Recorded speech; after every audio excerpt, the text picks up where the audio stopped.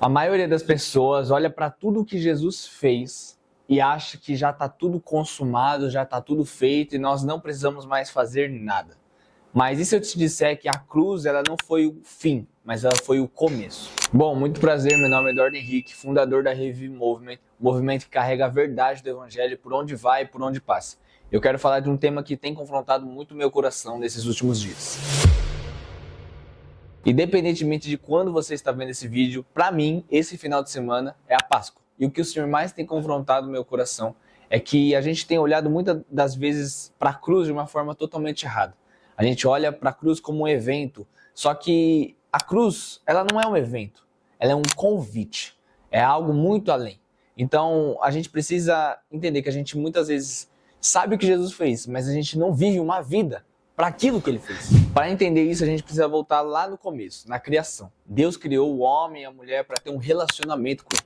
O Senhor ia se encontrar com Adão e Eva todo final de tarde. E foi assim que ele sempre fez. Todo final de tarde ele ia se encontrar com Adão e Eva para ter um relacionamento.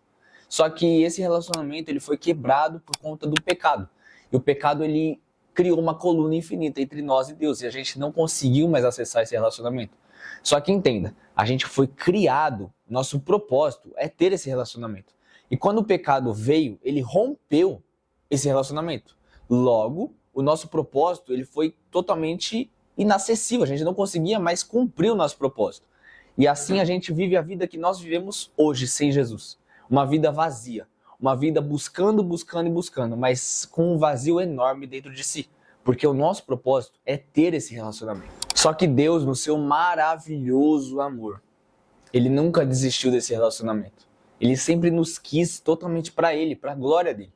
E ele enviou Jesus Cristo, para que todo aquele que nele crer não pereça, mas tenha vida eterna.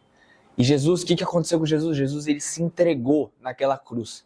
Ele não apenas morreu para nos perdoar, mas para dar um acesso, para retomar o acesso que nós tínhamos livre para o Pai, para um relacionamento com o Pai, para nós cumprirmos o nosso relacionamento com Ele, nosso propósito com Ele. Só que Ele não apenas morreu, Ele foi humilhado, Ele foi transpassado, Ele foi totalmente a pior morte que já existiu, segundo a ciência própria diz. Que a pior morte que já existiu foi a morte de Jesus, porque foi uma dor absurda, uma dor sobrenatural. A ira do Senhor estava sobre Ele.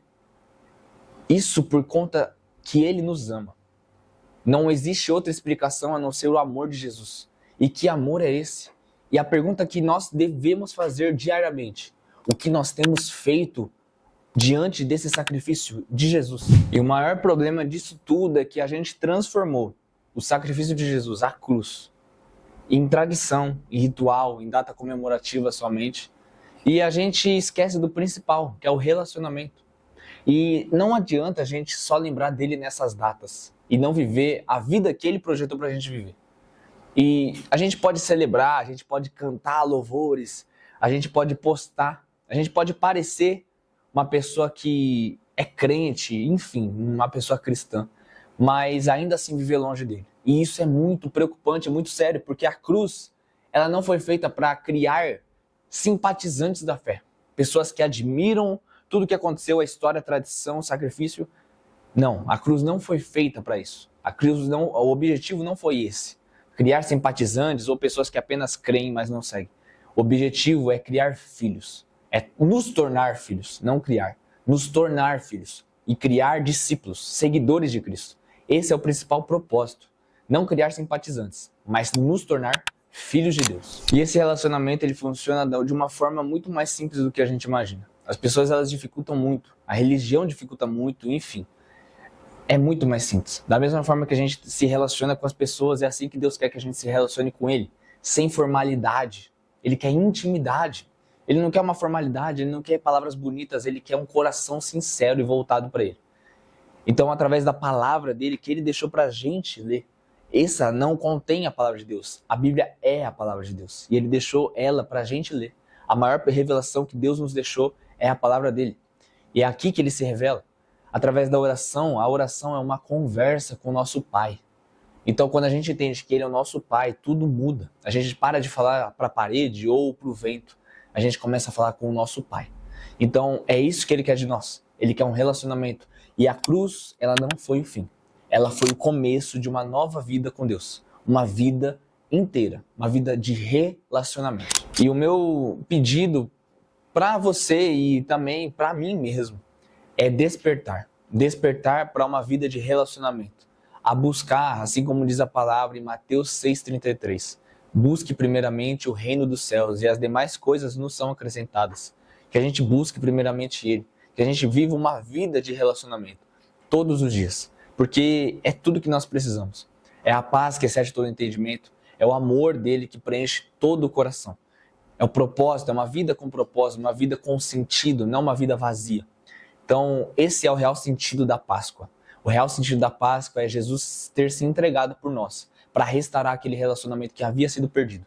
E agora, a pergunta que tem que ser feita para nós é: o que nós temos feito e o que nós vamos fazer com esse relacionamento? Que a gente possa despertar e entender que Ele é tudo que nós precisamos e a gente precisa viver esse relacionamento na prática, todos os dias. Sem peso, sem culpa, porque o amor dele não traz culpa, não traz peso, mas traz a solução.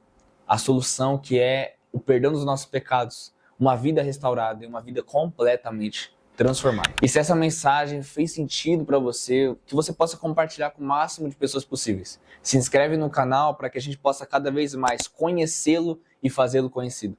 E explicando rapidamente, a Revive Movement é um movimento que o Senhor colocou no meu coração. Em breve, se Deus quiser, teremos evangelismos, ações sociais para levar a palavra dele por onde for, por onde precisar. Orfanatos, ruas, praças públicas, não importa. Aonde Deus nos direcionar, nós iremos. E para sustentar esse movimento, nós temos a Revive Store, que é a nossa loja de camisetas e produtos cristãos, onde a Revive Store sustenta o movimento.